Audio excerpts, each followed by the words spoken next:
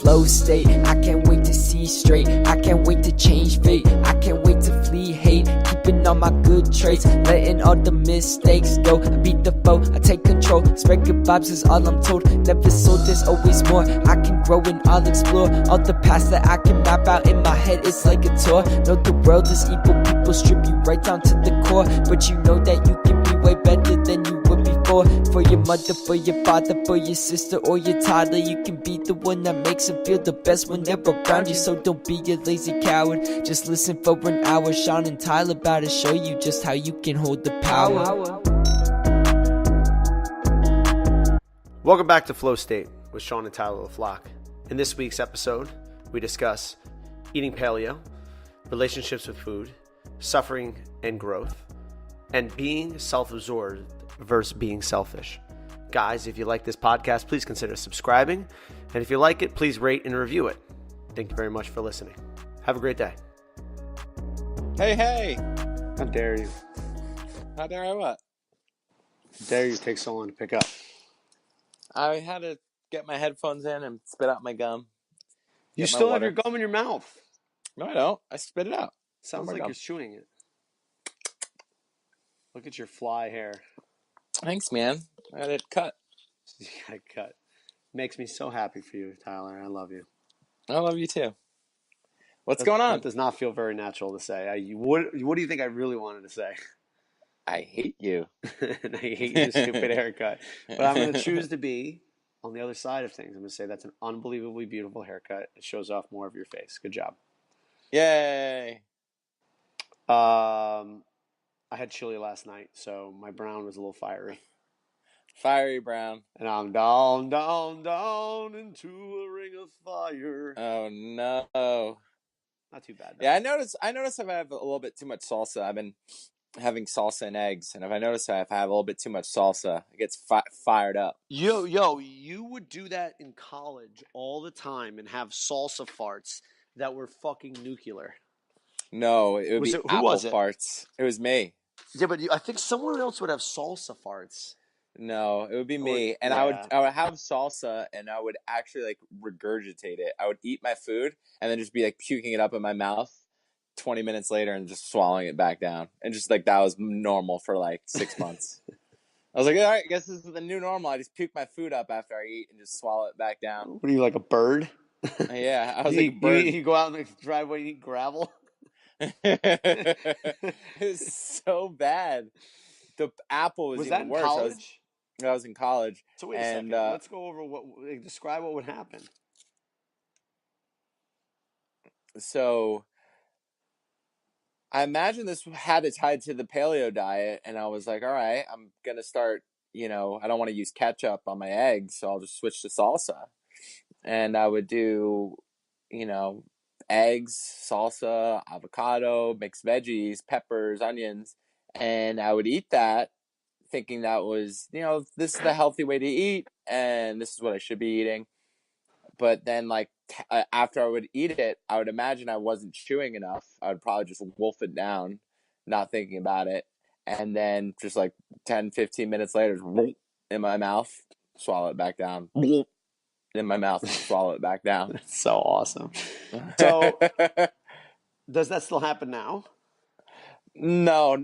If I overeat on ice cream, it does. And if I do overeat salsa, it does. So I have to be careful in the amount of salsa and the amount of ice cream I eat. And I will just puke in my mouth. But it's kind of nice in ice cream because then you're just puking ice cream around. Like, oh, this is nice.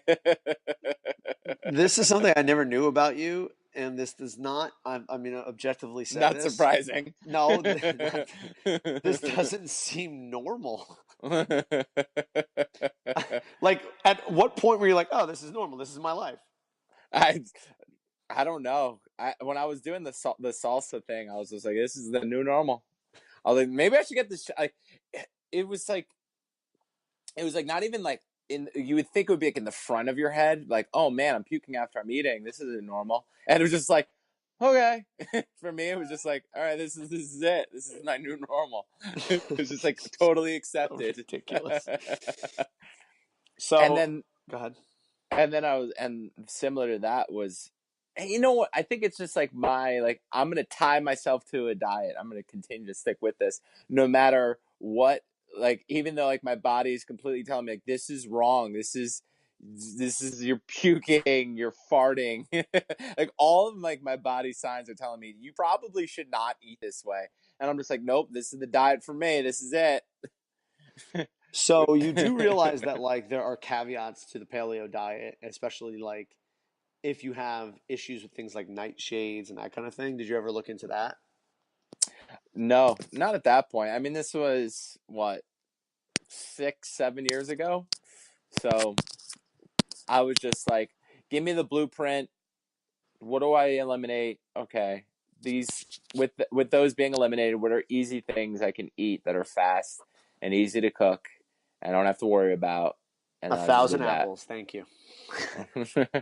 Dude, that was the worst. I was eating apples. Like poor people who were surrounded by me when I was eating. And Horribly. like if you wanna ruin if I want to ruin someone's day, I can eat 2 apples and then their day will be ruined. Hang out with me and your day will be ruined. Well, I would challenge you that drinking a couple glasses of milk would ruin your day around me. Yeah, it's so true. It's Just so nice interesting. whole milk. There was a story when I was about middle school or something like that. I went over to my buddy Aaron's house, and Max would be there as well. And we would all have dinner at Aaron's, and they served whole milk at the dinner table. Delicious dinner. I would have like 3 or 4 or 5 glasses of milk because it's just awesome. Because we only had milk or water at the dinner table. Yeah. Then we would go downstairs into his sick basement with all sorts of like, there's basically a playground in his basement. And I would just be lighting it up down there. And then his mother would open the door and be like, "Hey, guys," and then it'll go, "Oh my God, it smells terrible. What died down there?" And then they would all freaking throw me under the bus. "It's Sean, he's rancid." When I used to work out with my buddy Smitty, Steve Smith. Yep. So it'd be me and him running on the treadmill next to one another. And I would have like an apple before I work out and then go to New York Sports Club and run on the treadmill.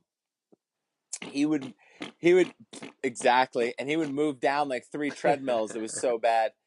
And it was so bad one day that the guy in the New York Sports Club ran around spraying aerosol into the air. It was so bad. Oh my God. God. Steve was just crying. Steve was just crying, laughing. It was so bad. That's so gross. The guy just comes out with the air spray and he's just spraying it in the air. Just standing behind you, spraying your asshole. Exactly. And I'm just subtly started doing that. Yeah, and I'm just on the treadmill. I'm like, oh my God, everybody knows. And I was like, I don't care. I'm just letting him rip. Yeah. All right. First things first. 1, you're a vile creature. Number 2, so you obviously work with a ton of clients now, and I imagine nutrition and proper eating protocols or something that you go over with them. What if a client came to you and said, "I'm eating paleo, but I'm regurgitating my food and I'm farting uncontrollably to the point where people have to spray aerosol behind me"? What would you tell them? I'd probably say, would you give them just a high five and be like, "You're awesome"? Yeah, I'd be like, dude, like, been there. This is the journey you need to go on. Obviously, go ahead. Let me hold your hand through this. Let me hold your hand through this. But knowing what you know now, like, what would be your intervention there?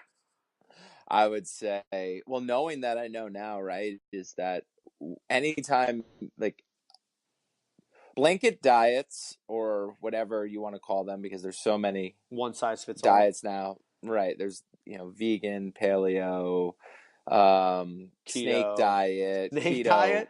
What is the snake diet? It's when you eat once a day. Just don't give a fuck. You just eat once a day. Eat whatever you want. Like like a snake eats every 4 months. Yeah, once a month. Exactly. People realize we're not snakes, though, right?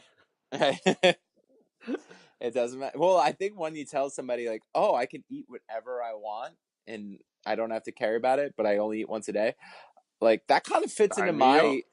Yeah, that kind of fits into my mind because I'm willing. Like I'm so good at delayed gratification that it kind of fits into my mindscape that I could eat once a day. I could eat whatever I want. I could still, see progress in my body. Sign me up. So I That can kind of sounds see the, so terrible. I know. So I could see the draw, but It would literally be what, starving for most of the day, an hour of right, gratification, and then feeling horrible. So that would be the cycle. exactly. Starving, 1 hour of gratification, horrible until I felt starving again.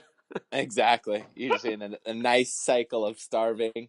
Ooh, sun, and I don't feel well. Instead of the snake diet, they should just call that like the freaking drug addict diet. Yeah. Like that's So, basically you're getting your hit once a day, and then you feel like shit, and then you are starving for another hit. right. Well, it's funny because I see it within certain clients that like food really is their drug. Like they get their vice in their food. And I think for me I am that way too. Like especially with, like we've talked about this before when it comes to dessert, like that's something I've been working on to have a healthier relationship with. But everyone has their vices, right? And for a Yeah. lot of people, their vice is food. But going back to your original question, I would say is there's no one size fits all approach. And when it comes to diet, it's intuition and learning how to listen to your body. And that's one of the biggest things that I've been working on is when it comes to food, when it comes to working out, is as I'm going through it and afterwards, how did I feel? And like, what was my body telling me? And if my body was giving me the signal of puking in my mouth and farting uncontrollably, more than likely something going into you is not right. So we need to address that. We need to maybe we do an elimination diet to figure out what foods jive with you, what don't. And I would go Yeah. down that route. Yeah, I think conservative interventions are probably the first thing that I would do. Just kind of pulling this whole thing full circle. Doing a 7-day food log, where they're writing down everything that they eat, how much they eat it, when they eat it, fluid intake, that kind of stuff. That's usually a prerequisite for me, a 1 week food log, and that Mm-hmm. eliminates 50% of people right away. Because if you can't give me a 1 week food log, then you're not ready. Right. From there, once I have a 1 week food log, then I will. And by the way, you could do that in like MyFitnessPal or Pal. Fitness Tracker or whatever. Very simple, because then you get macros as well. So for a lot of people, they are cognizant that they want to eat right, but then they don't realize they're having like 150 grams of fat a day, and they're eating like 3 carbs and like 20 grams of protein. I'm like, okay, all right. So obviously some things are imbalanced, and we could probably see some benefit there. But when it comes to things like digestive health, that's something that, like you said, an elimination diet is probably going to be part of this deal. But the thing is that um, in my experience, food sensitivities build up for many reasons, and a lot of it is stress. So, kind of Mm-hmm. doing a twofold response of attacking or being aware of the stressors within your life, and then making conservative protocols to remedy those situations. So, for instance, if a person isn't digesting well, we look at their sleep. Okay, you don't sleep well.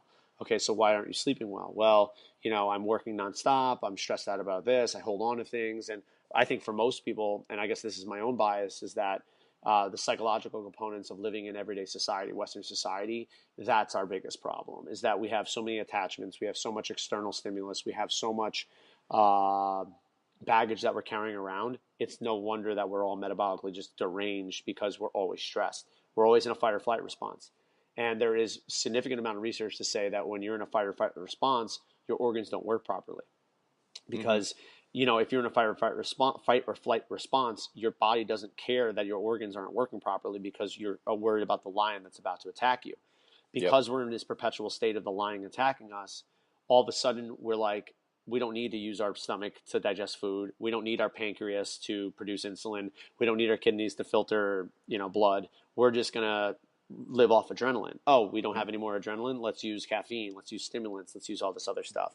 So for me, usually it's I know kind of what the underlying problem is because we call it the human condition that everybody is dealing with, and kind of finding out what those pain points are, like you've used before.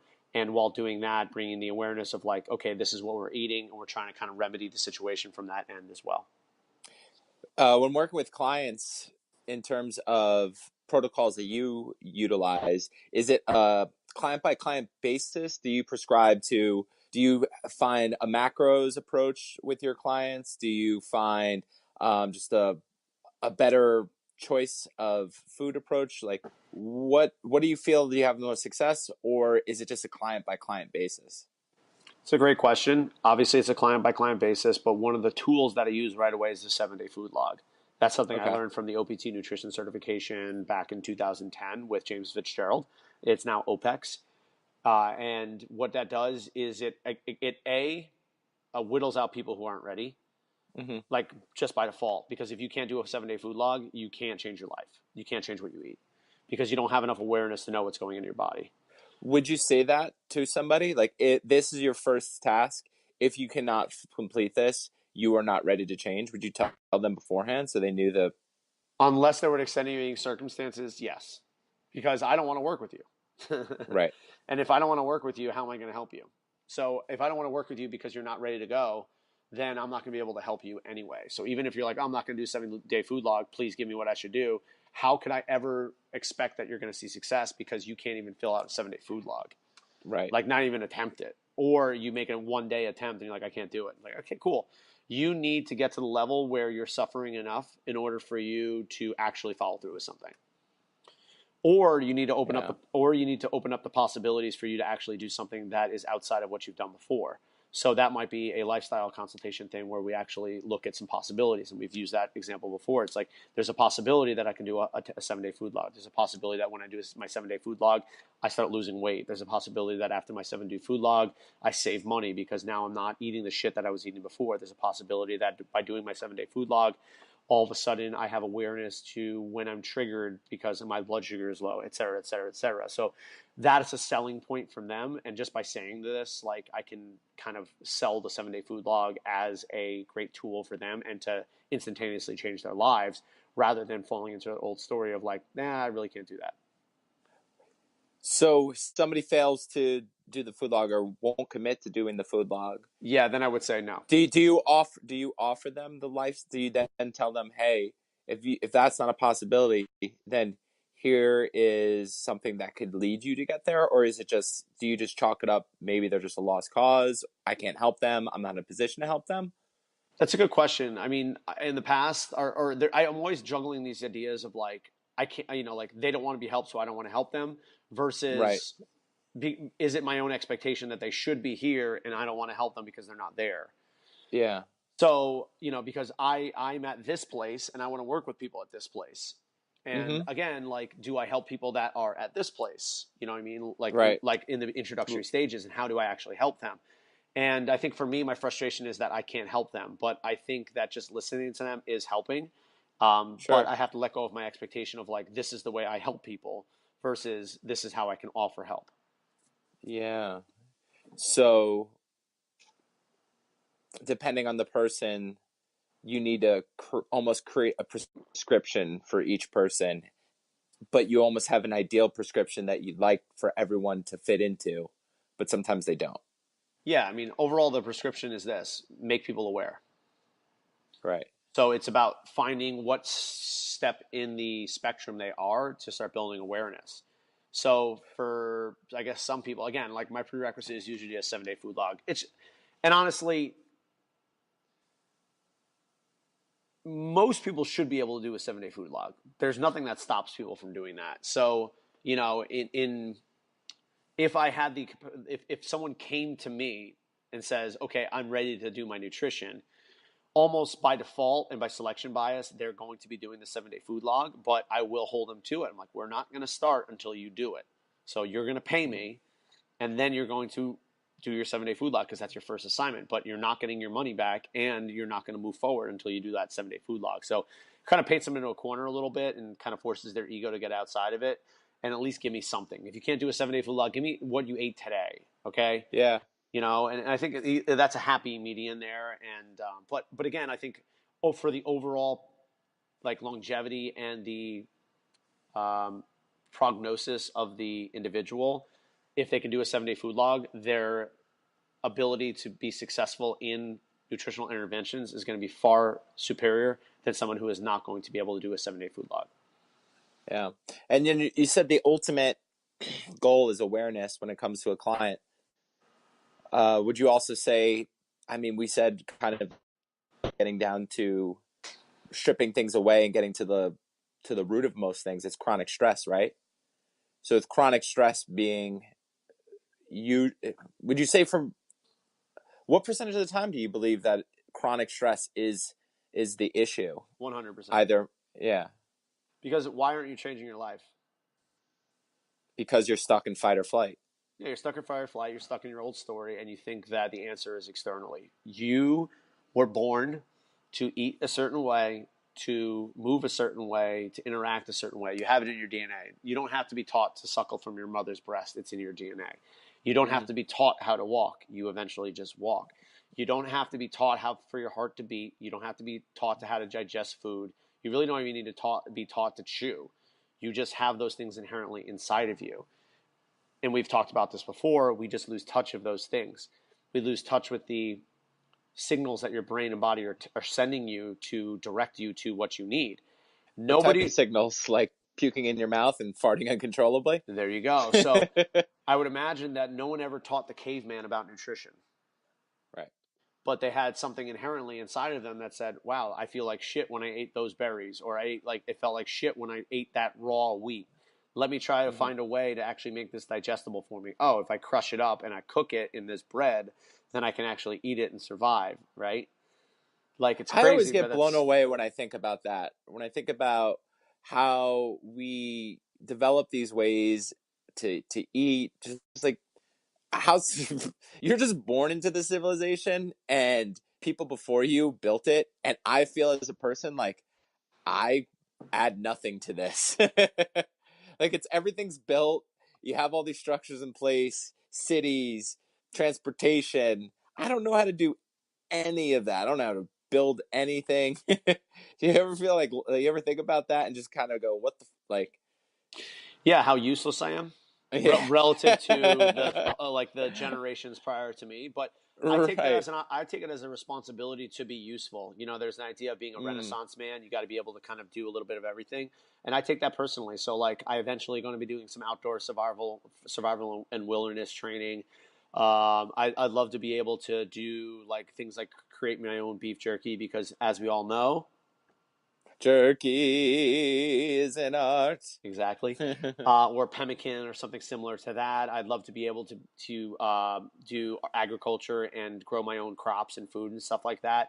Not because I think that there's an impending apocalypse coming on us, but I think it's important to maybe tap into our natural ancestry of like this is who we really are, and it's nice to be able to have those tools. So it's a knowing that regardless of whatever happens, I know that I'm able to take care of myself.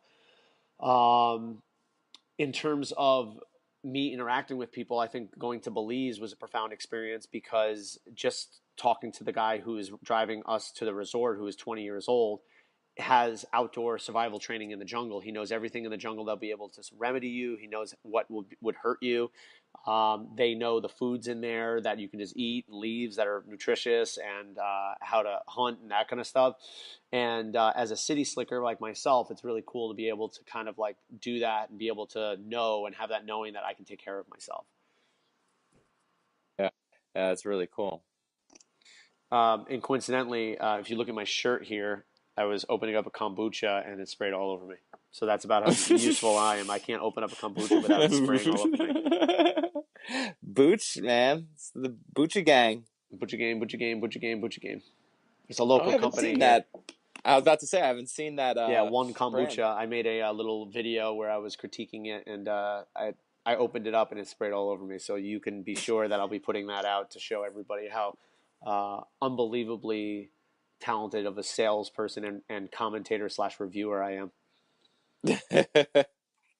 I actually posted a story about kombucha and they reposted me once. So these Booch, Really? they know, yeah. Was it Is GT's? it? No, it was Pilot. It's a Brooklyn-based Oh, kombucha nice. company. That's Yeah, cool. yeah. Yeah, these are a local company out of Pompano Beach, which is about 15 miles south of us, and it was pretty good. I'm a ginger fan in my booch. This did not Yeah, have yeah. ginger juice, so it was definitely not as much bite. I like a little bit of bite to my kombucha. Well, there's something about that ginger vibe that like, ooh, this is good for my gut. Yeah, well, there's actually substantial information and research that says that ginger is one of the best things you can eat. It's antimicrobial. Well, It's good for your gut. yeah. There's a couple other really good things as well, but we'll go into. Okay, so I think the overall discussion was interventions about nutrition and that kind of stuff. Mm-hmm. So, I wanted to bring something up. I was having a chat with a client, and she was saying that. Well, I was telling her. I asked her, "Do you trust in the universe?" And she said, "No." And I was like, Like, first I was like, then I pointed out that has a law degree. She has she has this job where she can afford a beautiful apartment and everything like that. I was like, most evidence would point that the universe is looking out for you. But she had a tough time wrestling with the idea that, you know, in the Sudan or in these countries like in Africa, there's genocide and everything like that. So I was like, wow, that's a great point, and I understand. But I would say, does that belief serve you? Has this belief that you don't trust in the universe been serving you? And I imagine a lot of what you have been stressing about, or because she wants to be more of a positive person. And I was like, I imagine a lot of this is tied to the idea that you do not trust in the universe and you don't feel like it's looking out for you. I wanted to get your insight on that rebuttal because, like, I thought it was a great point, and like what your thoughts were on this idea that, yeah, trust in the universe, but this is the same universe that would allow these horrible atrocities.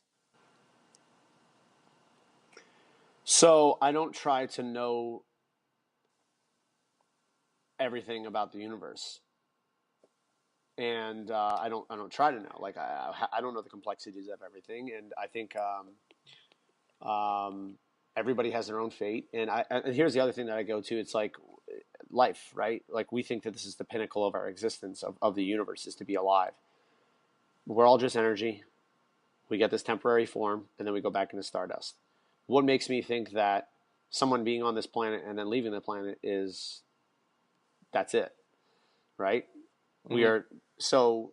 In some ways, I think like yeah, their temporary form is gone, but they're always in the universe. There's no way of getting rid of it. So I think that's part of it. In that, like, there's people dying every day. Like, yeah, I understand, and there's suffering in the world, but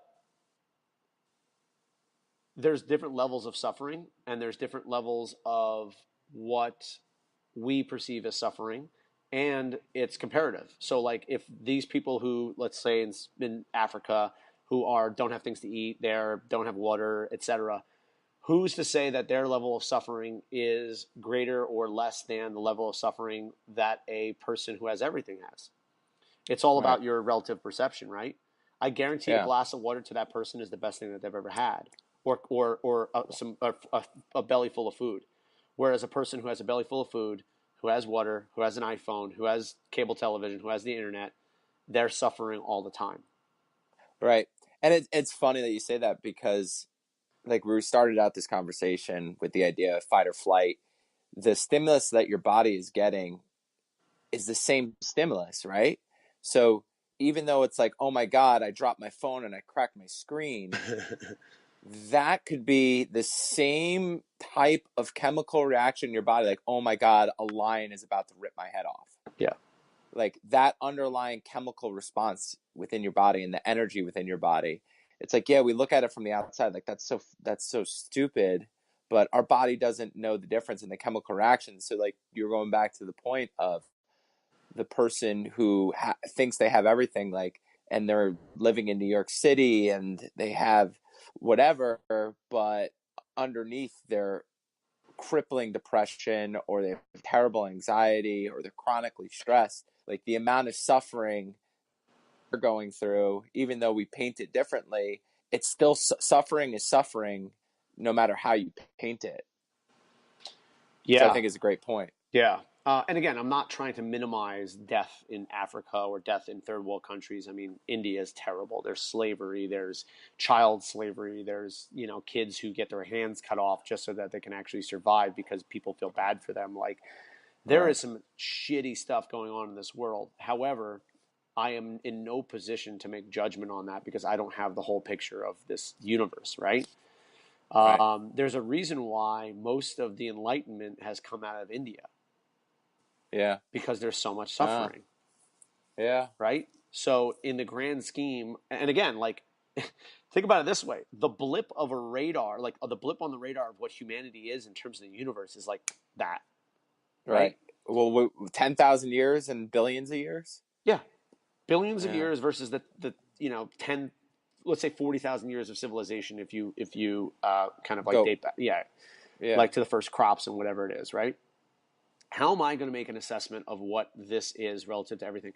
How do we know that this suffering isn't going to actually eventually lead them to enlightenment and all these Yeah. people find some way of nirvana, like living on earth? Right. Like, I have no idea, but I guarantee that they're going to be a lot closer because they actually are experiencing the suffering relative to us, who actually are numbing out or suppressing or throwing aside the suffering because we have the ability to get on our phones, we have the ability to eat food nonstop, we have the ability to consume, and that in a lot of ways prevents us from the suffering, because the suffering is Yeah. actually what pushes you toward the answers. And the more that you actually defer yourself from feeling the suffering and feeling the pain, the more you're actually deferring the answer. Well, you had the post today, and I looked at it, and it said, I'm dealing with pain. And immediately when someone says I'm dealing with pain, what is my immediate reaction? What's wrong? Why does somebody have to be wrong in order to feel pain? Right? Isn't that crazy that that's, I imagine, most people's perception that, oh, someone's in pain, what's wrong? Like, the fact that you feel pain is wrong. Like, the fact that you feel sad is wrong. And it just kind of keeps going down to the idea that things are right and wrong, good and bad. And like, we're so tied to labeling something good or bad, right and wrong. I really appreciate the fact that you brought that up, because I had people reaching out to me saying like, "Hey, I hope you have a great day," or "I can't take away your pain, but here's like a thumbs up," or something like that. So in the essence of things, like, I really do appreciate the fact that people care about each other. Yeah. But I think part of the human condition, especially in Western society, is that we aren't equipped to deal with people who are suffering and who have pain, because Mm. all we can think of is like, okay, I want to get this person out of pain. But what if the suffering is actually going to guide them to their answers? So there's a little, metaphor that is used, and I've seen before. I don't know if this is wholeheartedly true, but I like the idea of this. So there's a man walking along, and he sees a cocoon hanging from a branch, and then there's a butterfly struggling to get out. So he's like, all right. So he sits there for a little bit, and it's not moving, and it's kind of just shaking, kind of like, you know, struggling to get out of this little cocoon. So what he does is he takes the cocoon and he takes a pocket knife and he slits down the middle and he opens up the cocoon and he sets it down on a log. And now the butterfly is free and it starts walking along. And it's just chilling there. And the guy's just trying to like boost it along and see it fly away, this butterfly. But the butterfly just keeps walking along and its wings are kind of crumpled in and folded and they're really not expanded. And sure enough, the butterfly just continues to walk along and it walks into a bush and goes away, and the man goes in a separate way. Mm-hmm. But again, I don't know if this is wholeheartedly true, but I like the concept of it, is that what happens to a butterfly is that it has to squeeze itself out of the cocoon to bring fluid into the wings so that the wings can actually expand and then it can actually fly away. So it's in the struggle and in the suffering of the butterfly that it actually becomes the butterfly and is able to spread its wings. And I think in a lot of ways, by alleviating people's pain and people's suffering, we prevent them from really expanding to their wholehearted self. Right. So It would almost be like if somebody was doing a marathon and they started like you like saw like the misery on their face, and you just like pushed them down and like, I got this for you, and you started running it for them. Yeah, or you picked them up and got them on a scooter. Right? Yeah, yeah, yeah, exactly. Picked You're like, you up, this is got you on a easier. scooter. Trust me, you won't be suffering nearly as much. So it's like, all right, now that we kind of identified something that potentially could lead to some changes, it's like, so where do we go from here? Because I'll tell you right now, like that triggered me of like, yo, I don't need help. I don't need someone, because I feel ashamed and I feel judged when I feel pain. Right. Yeah. Well, I imagine, and the funny part is like the point of the post was to get people to be comfortable with pain, right? Yeah. To be accepting of pain, to not judge pain, and then people reaching out and being like, "Oh, it's okay." It's like by them reaching out, what are they doing? They're judging pain. Yeah, it's not good to It's have like pain. right, exactly. So it's like they completely missed the point of the post by reaching out to you. Yeah. But It's better than nothing. It's it's better than being better like, than oh, nothing. screw you. Yeah, exactly. Like that post was fucking lame, bro. No, but it's like it's nice to have people in your life who care about you, right? So that's great. Well, I think that's why it always goes down to no one could ever love me the right way. Right? Because your parents aren't equipped to deal with your pain. Because what do your parents do?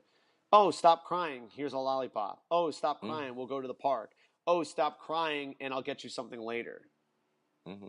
So what are we taught? Go ahead, sir. Yeah.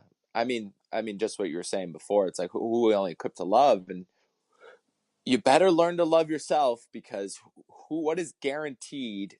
Who are you going to be with for the rest of your life? Absolutely. And What is the only thing guaranteed? Who are you going to be with the rest of your life? You So you are better the only person. fucking learn to love yourself. And like, there's so much judgment around. Well, this for me too is like the idea of being self-absorbed or being selfish. So autocorrecting so badly in the opposite direction of selfish that you put people before you, and then you end up giving from a place of resentment and not giving yourself any type of love. And if you're giving from that place, if you can't even take care of yourself and you can't even love yourself because you're putting everyone before you, like, what are you teaching others? And like, what is that love that you're really like? Is that love that you're giving even genuine? It's conditional love, right? And to go back even further for what you were talking about is, if you can't love yourself, what makes you think that the next generation of people that are going to be coming forward are going to know that they can actually receive love as well? Because if the only love that we know is conditional love, or the only love that you know is conditional love, what are you going to be teaching your kids? Conditional love. Exactly. If you act this way, you get love. If you say the right things, you get love. If you perform the right actions, you get love. Right. So you have to be inside these circles in order for you to be appreciated. Yeah. You have to be inside those circles in order to be appreciated. If I get this, then I will be. This is right. This is wrong. Good, bad. Yeah. And it seems so binary, and it seems just, oh, this is so easy to do. Just keep doing this stuff and I'm going to be happy. And then you realize, wait a second, whose happiness was I going after? It wasn't my own. It was that person's happiness based upon years and years of shit that were handed down to them. Like, we're one generation away from the Great Depression. Like, our grandparents were in the Great Depression. What the hell did they learn? And then gave to our parents. Yeah. Right? Yeah. They learned suffering, probably really didn't know how to actually deal with it, and then gave that to our parents, which in turn they gave to us. So it's no surprise that the baby boomers were very industrious, very achiever based, because they believed that if I achieve something, then we'll be happy. And then they did it. They realized, oh, wait a second, maybe this wasn't the greatest thing in the world, or didn't realize that, but gave that down to us. And now that the resources aren't available, now we feel like failures because when they were doing it, it was a different set of circumstances. There was no internet before. There was no inventions in electronics before. Those areas were never explored. So there was lots of growth to be had there. Now that there's less ability there, those ideas are basically archaic. The idea of just go to college, get a job, get married, have kids, that's it. That's gone. So now this next generation of millennials and Generation Z or Y or whatever it is, they feel completely inadequate, inept, and they're like, screw it. I don't care anymore. Yeah. I was thinking about this today, actually, just in terms of information, how easily it is to access everything, and what that's going to mean for just people going forward, or just like anything you want, you can literally get at a click now. So what do people growing up in that idea where everything's just one click away? It's so easy to fall into, once I get this, I have a need, click, I have a need, click, I have a need, click. And it's just going back to what we were saying before of I feel pain, here's a pill. And there's everything can be solved quickly, so there isn't a moment to like have self-reflection, because you're basically put in a system where everything's one click away and it's on to the next thing. So how do you that's why I think it's so valuable to have these type of conversations, and that these type of ideas are being positioned out there, and meditation and mindfulness and awareness. These are being more and more mainstream, and I think we need these to become more and more mainstream as things become the one click away. I think that's important to understand, but technology is not good or bad, right? It's not Right. what we make of it, Well, right? nothing's I think good you're or right. bad. I think you're, and Right. I think you're alluding to that point. Yeah. But imagine how quickly the consciousness of the globe can actually change if something like this went viral. Like, imagine there's a billion people on Facebook. Imagine a billion people within 24 hours found out that you are allowed to be in pain. How much less suffering would we have? A lot. Right? And that's the thing, is that like we're all looking to the external for this, superhero that's going to come along and change our planet. But it literally is going to be what we have already, using the resources we have, which means it's not the resources, it's the resourcefulness that we need. One thing that I will bring up about the thing that I talk about, and the thing that I'm still on the fence about, is this idea of pain. That in admitting that I am like experiencing pain, I am not the pain. I am the, I am the Observer of the pain. Observer of the pain. Obviously it's a concept, and like I have a bit of feel to that, but like not identifying myself with pain. What are your thoughts on that? How do I disconnect myself from the pain? Well, how do I ensure that I'm not a pained person? You know what, though? I think the fact that I know that I'm experiencing pain and that it's not me is enough to know that I am not the pain. Right. Like, how there's people who have like just chronic pain, like fibromyalgia, or back pain or whatever. I think as soon as we understand that we actually are looking at the pain, we are no longer identified with it. So like when the pain is gone, I know that like it's okay. Like I don't always have to be in pain. And in some ways, like my life becomes more in flow when I'm not in pain. So I think for me personally, the resistance that I have is that I don't want to be in pain, not because I am identified with it, but because I want that. Because if I get that, then I feel good, I'm in flow, I like myself, I get all those things that I want in life. Because I think that is the Sean that deserves love, the flow Sean, and that that the pain Sean doesn't deserve love. He gets pushed away, and Yes. the painful, the sad, you get pushed away because it's not because there's suffering in that. It gets pushed away because there's suffering in that, and there's judgment in that. The judgment, pushing it away. And and then you immediately start to figure, how do I figure this out rather than embracing it? And that's the most challenging part, is like, how do you allow pain to be? How do you love the pain, child, or love the pain within? It's like, it's so challenging, because I feel like we've been so conditioned to say what's wrong. You know, I think that's the tough part about it, is like, we're just so wired in to address it in that way, and we haven't been given like the toolkit to allow it to be. When you think about children in particular, there are a lot of instances where kids will start crying because of a reason. They're hungry, they're tired, they stub their toe, they hit their head. But there are a lot of times when there are kids who's just crying. They're just belting it out. Mm-hmm. And you try all the things, which is fine. Like, and I think for me personally, I'm like, okay, let me go through my checklist of daily self-care. Did I eat right? Did I get to sleep at appropriate time? Am I meditating? Am I taking time to get rid of the stimulation? If I'm doing all of those things and I feel in my heart I'm actually doing those things, then what's here is here, and I need to accept that. So there's nothing I can change right now that'll take me out of this pain. It's not, Right. and that's the thing for me too. It's like, is it just my perception? What do I don't know now? But you're not going to know it until you actually accept where you are, and then the answer will come to you. Wasn't it funny that pain is almost, and sadness are the teachers? And like, why isn't happiness a teacher?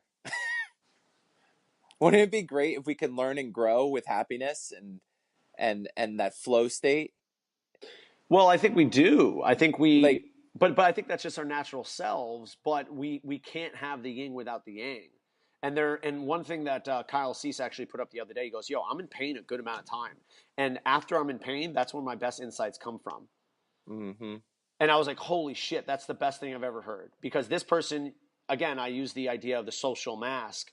Every time you see one of these gurus, every time you see someone on Instagram, every time you see whatever, you're seeing what they want you to see. Exactly. Yeah. So all you know is how you feel and what everybody else looks like on the outside. You don't know the pain that people are going through. You don't know what the iceberg looks like underneath the waterline. Right. I mean, even when you just go out into the world, you're seeing people displaying their best selves. Like when you go to school, and you see everyone dressed up nice, they got their hair done up. It's like you're already seeing people try to present them as their best selves. So you know who you really are all the time. And Yeah. then you look around and you see, and so like social media and Instagram and Facebook, they amp that up even more. They amp that comparison up and that gap even more between what you're going through and people's masks. You're absolutely right. Did you happen to listen to Dr. Phil on Joe Rogan's podcast last week? Yeah, I did. Yeah. Was that what he was saying? Yeah, that resonated with me. Yeah. So I mean, that's I remembered hearing something similar yeah, to it's that like last week. the kid who never, who's getting abused at home, or doesn't get to sleep because his Right, parents are arguing, right. and then he comes to school, he can barely keep his eyes open, his clothes are disheveled, his hair is messed up, he hasn't showered, and then he sees little Jimmy over there who's got everything in order, and he's like, "Damn, slick man, hair to yeah, the slick side. hair to the Yeah. side." He's like, "Damn, I suck. That person's got it all together," but they don't realize little Jimmy is being completely controlled by his parents, and he's Yeah. not allowed to leave the house like that, and he's dealing with his own demons as well.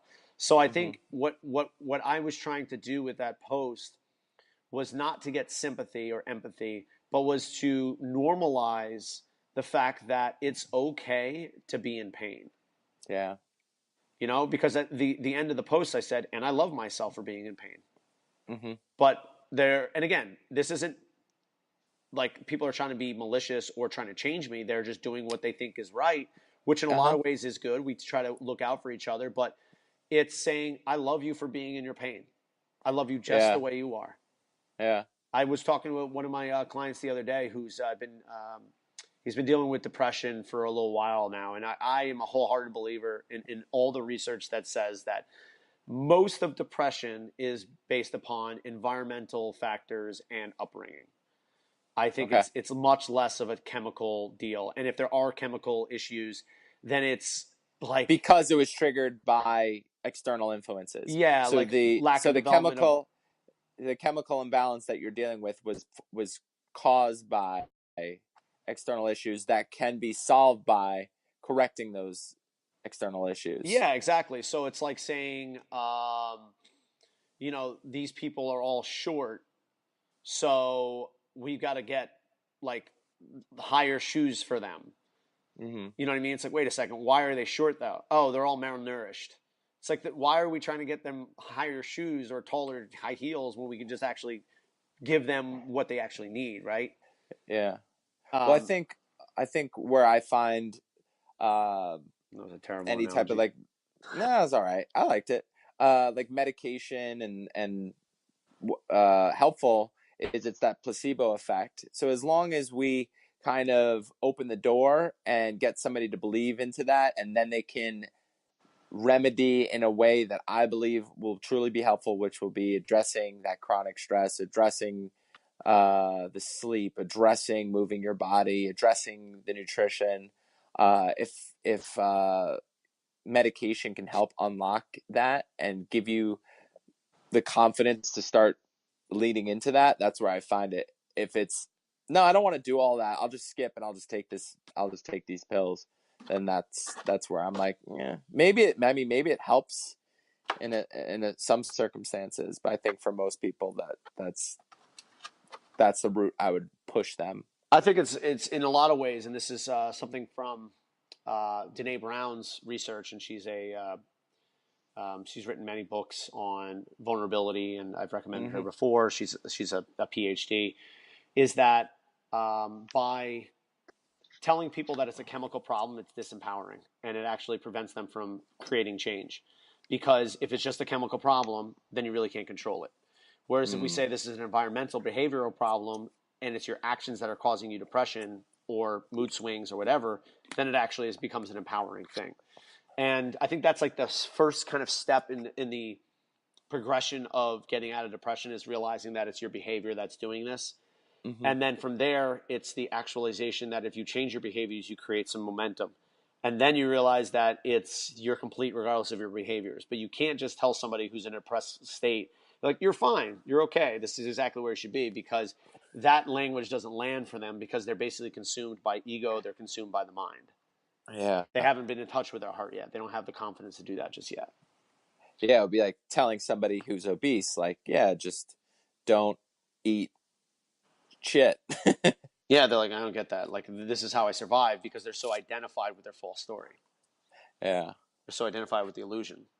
So kind of finishing up what I was talking about with that guy.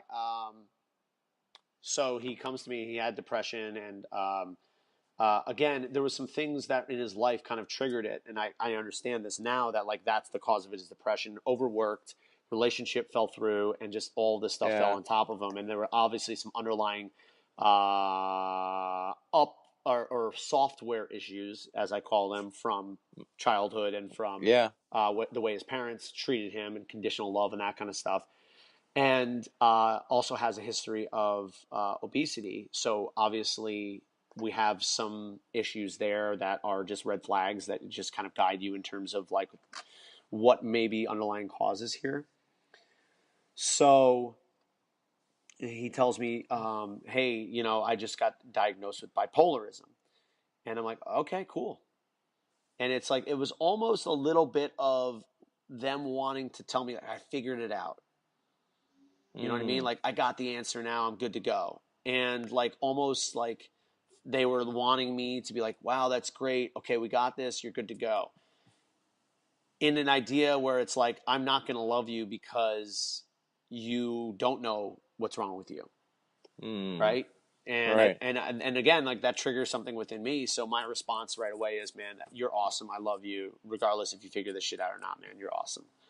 And if you need help with anything, please let me know. And I would love for that to be a template for dealing with anything in people's lives. Oh man, I feel like a piece of shit. Well, I still love you when you feel like a piece of shit.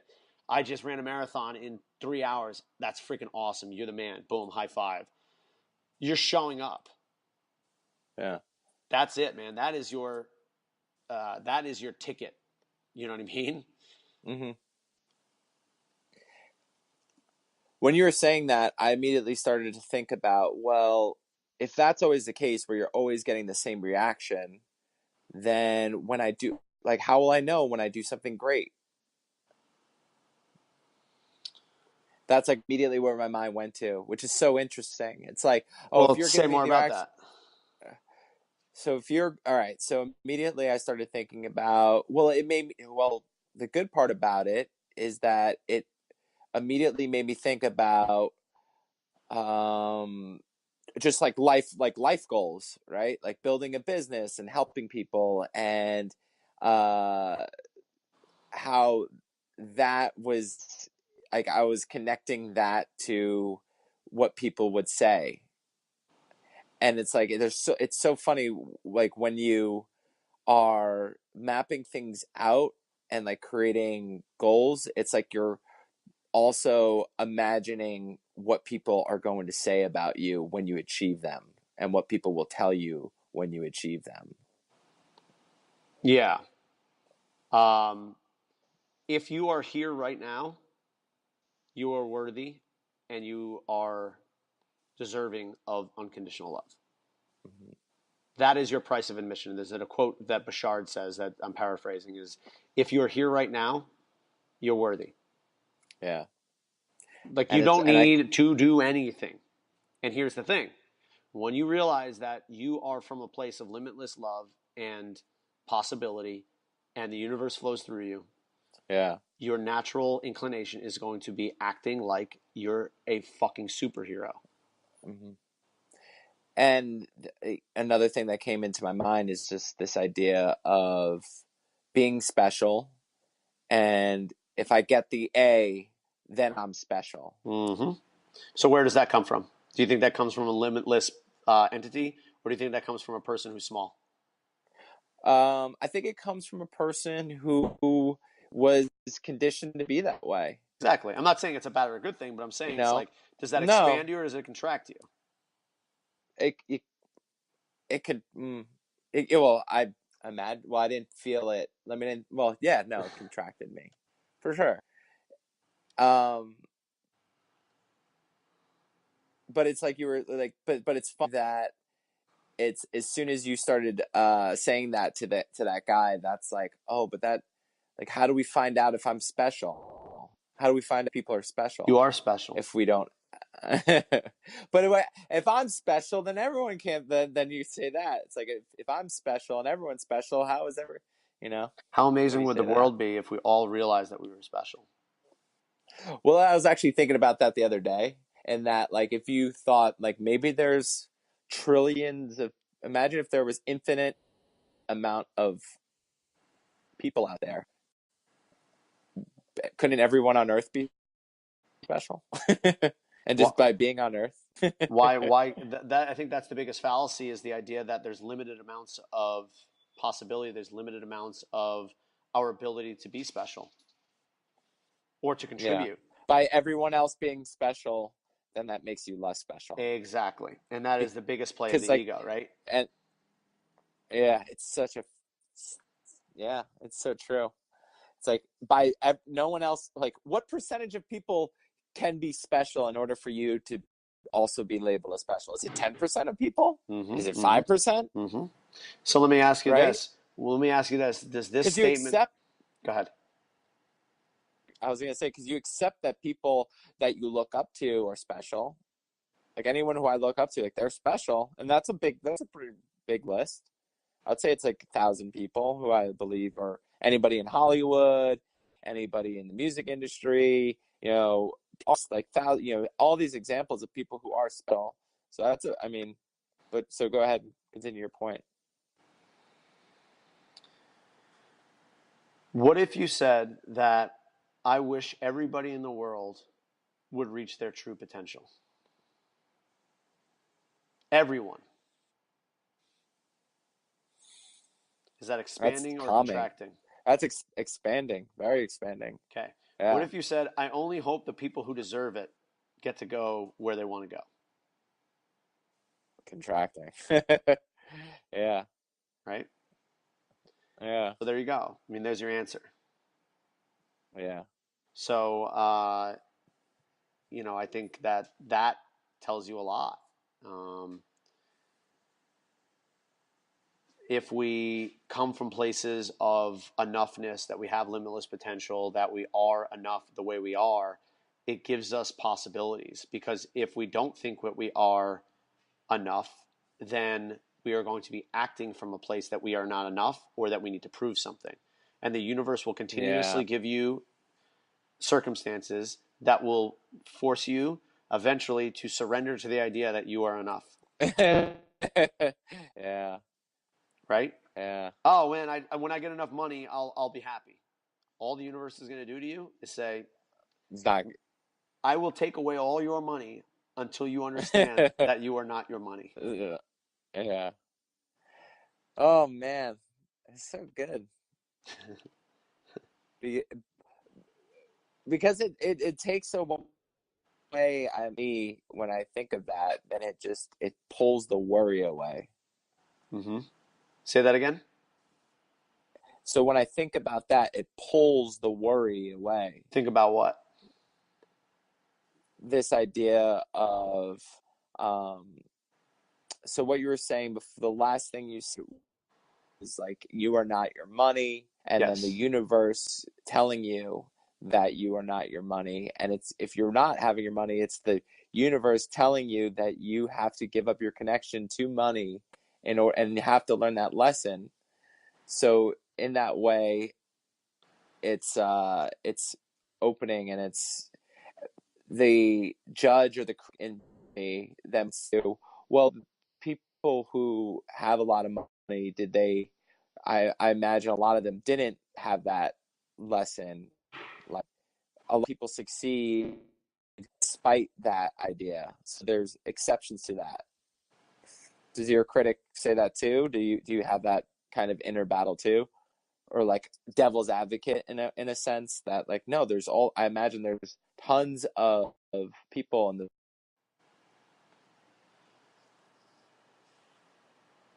this world who are wrong and who do have a lot of money, and that was what got them there. Well, I think what you're doing is you're trying to assign success with money. Mm-hmm. So what is your belief? Do you believe that if you have money, you're successful? And No. maybe another belief it might be is when I have money, I'll be happy. Yeah. But do you know a lot of people who have a lot of money but aren't happy? Yes. Do you know a lot of 100%. people who don't have any money and who are happy? Yeah. You have people who have 2 coins in their pocket and they're just most content people in the world. Mm-hmm. And you know a lot of people who have all the money in the world but can't find enough reasons to be unhappy. Yeah. So what's the determining factor of someone's happiness? Their perception of themselves. Mm-hmm. Their ability to love themselves. And that is a really, I felt when I said that, you kind of were like this, like, that sucks. That doesn't fair. That's, you know what I mean? Do you feel that?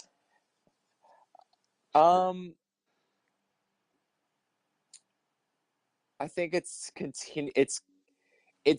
like this idea of being consumed with a goal and wanting to develop my own business and wanting to have this financial freedom, Yep.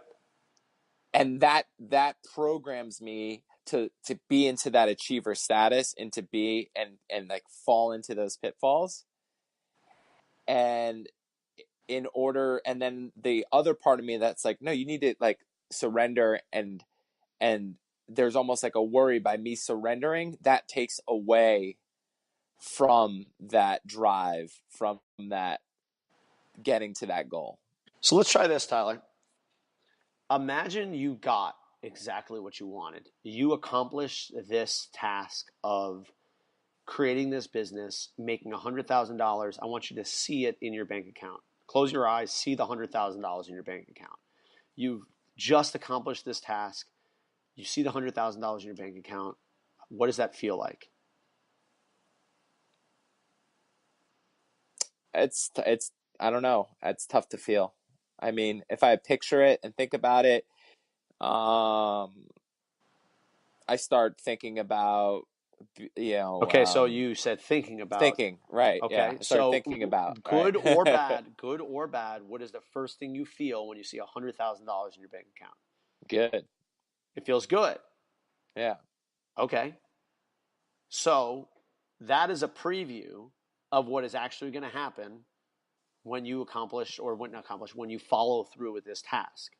Mm-hmm. Now, to be honest with you, if I close my eyes and I see $100,000 in my bank account, I get a feeling here, in my solar plexus. I go, oh shit, like I can't do that. That doesn't feel good. That's for me, and that is the reason why I don't have $100,000 in my bank account.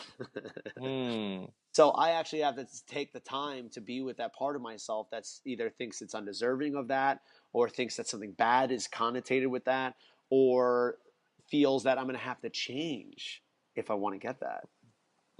Something's going to need to die in order for that to happen. Right. What I was gonna say, thinking wise, is like part of cool, and then it's like, but now we need to ramp it up. We need to put another 100 in there. Oh, another 100K. Yeah. Yeah, maybe does it feel like It's it's like, oh, enough? this is right. No, it doesn't feel like it's enough. Oh, okay. So Yeah. you say you basically find the problem in the solution, or in the opportunity. If I said, Exactly. Tyler, can I give you $100,000 in your bank account? You're like, no, that really doesn't enough. I get that too, by the way. Like when I go to if I were to like go to a casino, I'm like, well, if I won $500, I'm like, that's just spit in the ocean. I can't do anything with that. Right. Yeah. Right? It's so silly. How crazy is that? Like if someone gave me $500, like, it wouldn't change my life. Like not thinking that like, oh, I could take that $500 and invest it. I can take a course. I can do like a million things. But because I'm in a place of what is my overall belief of myself, or belief of what I can do, I'm not going to see that as an opportunity. I'm going to see it as, this will never help me. Right. Yeah. Yeah. So yeah. So very interesting. interesting, right? And I think obviously there's converging histories and stories between the two of us that probably both of us need to come to terms with in our own ways, right? Yeah. Well, that's where a lot of this is. We kind of dove down that rabbit hole of money and tying and like being special. We're for me, it's still a lot of the work, and there's still so much ego there. There's still so much wanting to be special, wanting to be known. For me, that I still am working with, and I love that, and the awareness of it. And it makes me appreciative of the moments when you can tell me where everyone is fulfilled, and I have and it feels opening and it feels expansive. It's like, okay, that's the truth underneath. I know that's true, and the me wanting to be special and that contracted thing is still just like the ego playing games. And it's like, okay, so now I learned that, okay, now as I am building out my program and I'm doing these things to build my business, to not allow my ego to run rampant and be like, haha, we get to be special now. Hee hee hee. I can have that. All right, keep yourself in check, kid. Why are we doing this? Well, we're doing this because you believe that you're in a position where if you're in people's lives, you make them better. That comes from a place of knowing and truth. If I am in somebody's life, I know by them talking to me or being surrounded by my energy, I know that their life is improved. And that might sound egoic and that might sound selfish, but I know that's the truth. Yeah. And I think that might be a nice little place to call it quits for today. What do you think, Tyler? That sounds good. All right, cool. How you feeling? I'm feeling good. I'm hungry. I actually didn't eat yet today. I am. I'm hungry as well. I haven't eaten since breakfast, so I think it's definitely a good time to call it quits today, Tyler. Let's go fill our bellies. Let's go fill our bells up, and we'll fill our spirits as well. Tyler, if we need to get a hold of you, how can we reach you? You can reach me on Instagram. I'm at T_FLO_fitness. Are you really? That's right. And let me say that was very unenergetic. You can find me at T-Flow Fitness. No, I'm not. That's I'm not why I T-Flow said that, Fitness. asshole. Oh shit! That's why I said it like that. Good call. You can find me on Instagram. I recently switched my handle last week. I'm now at Tyler LaFlock. That's my name. Don't wear it Why out. did you change Tyler Flock? I'd love to hear this in a little snippet. In our little snippet, I changed it to Tyler Flock so I could put in my bio a little bit more. So rather than having to put my name in my bio, Okay. I was able to put more information. So plus, T-Flow Fitness, It's had its run. it Just had like I its had run. Bear Pig Nation. That had Bear its Pig run. Nation, it had its run, and now here's Sean Flock Fitness, Sean LaFlock. Now I'm Tyler LaFlock, and yeah, and then people can connect with me. And I just announced this week my program, Ripped and Resilient. So if Holy smokes! anybody, Drum roll. drum roll, please, Ripped and Resilient. The idea being that we want people to look better, but also want their bodies to be running for the long haul. So we don't have to sacrifice our bodies in order to look good, which is my belief. That's how I train and that's how I coach. So if you want to, this can be done anywhere. It's remote, it's online. It's the idea being that you're essentially getting me as a personal trainer, coach, but in an online format. So, I will be in your life. I will hold you accountable. I will be there to improve your life. So hop on board if you're shoot me a DM, hit me in the comments, email, whatever you got to do. I wish you all the success in the world with that venture, Tyler. You deserve it, and I know that you are a phenomenal coach. So I know that you're going to be giving an amazing product to those who are interested. I am Sean LaFlock. You can get me at Sean@CrossFitDelraryBeach.com for any inquiries. As for social media stuff, Flock Fitness and FlockFitness.com, FLOCH Fitness.com. I am posting more and more videos and content, et cetera, et cetera, et cetera. I do individual programming. I also do consulting and all that kind of stuff, and would love to work with you. Tyler, this is a good podcast this week. I will talk to you next week. Great talking to you. Love you. Love you, buddy. Bye. Peace.